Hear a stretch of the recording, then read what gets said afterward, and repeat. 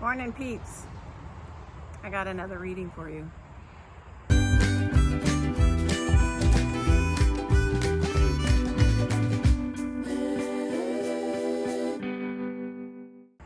I meant to come out here earlier before the traffic started, but I was unmotivated, so here I am. This is written by Oswald Chambers, and he's usually a bit deep for me because I'm not that smart to understand him. I was told he was wonderful. He is. It's just it's a tough read for me sometimes. But this one I liked, and I'm going to read it. The text for today is Luke 18:22-23. Jesus said to him, "You still lack one thing. Sell all that you have and come, follow me." But when he heard this, he became very sorrowful, for he was very rich. Have you ever heard the Master say something very difficult to you? If you haven't, I question whether you have ever heard him say anything at all. Jesus says a tremendous amount to us that we listen to, but do not actually hear. And once we do hear him, his words are harsh and unyielding. Jesus did not show the least concern that this rich young ruler should do what he told him, nor did Jesus make any attempt to keep this man with him. He simply said to him, "Sell all that you have and come, follow me." Our Lord never pleaded with him, never tried to lure him. He simply spoke the strictest words that human ears have ever heard, and then left him alone. Have I ever heard Jesus say something difficult and unyielding to me? Has he said something personally to me which I have deliberately listened, and not something I can explain for the sake of others, but something I've heard him say directly to me? This man understood what Jesus said. He heard it clearly, realizing the full impact of its meaning, and it broke his heart. He did not go away as a defiant person, but as one who was sorrowful and discouraged.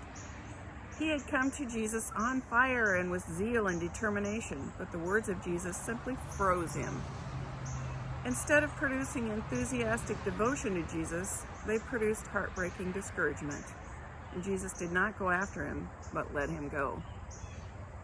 Our Lord knows perfectly well that once his word is truly heard, it will bear fruit sooner or later. What is so terrible is that some of us prevent his words from bearing fruit in our present life.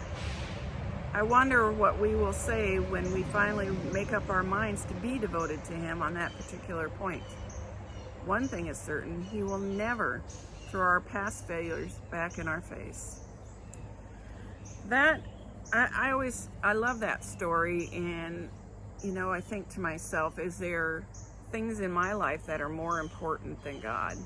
Like the rich young ruler, his money was the most important thing in the world to him. It was obvious, and Jesus knew it. There was a time when I first started my channel, I did not do a day of blessing. Sorry, there's bugs.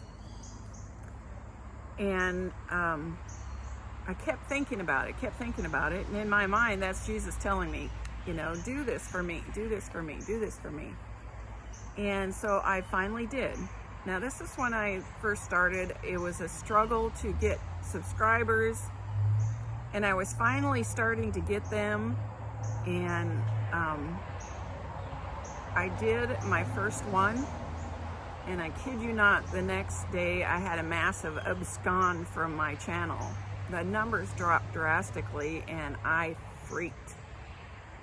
And I was going to not do them anymore. It's like, man, if they're going to don't want to listen to this, I want to grow my channel because I wanted monetization at that time, I'm going to have to just stop this. But that nagging feeling was still there. And I had to make a really, in my mind, a tough decision. Do I want to get monetized, or do I want to do what means a lot to me and to God? Sharing my faith was important to me. but my channel was this close to being more important. And I finally said, monetization is fine, but it can't come between me and my God. That was the hard decision.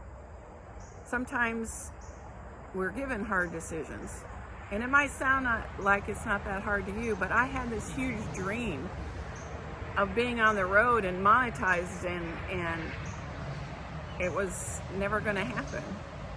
That's how I saw it in my eye. It was never going to happen. But I'm past that, thank goodness. If it ever happens, it happens. But I don't have the drive. I have realized that the most important thing to me is God, not my channel. I adore each and every one of you, but God comes first. That was what I had for you peeps today.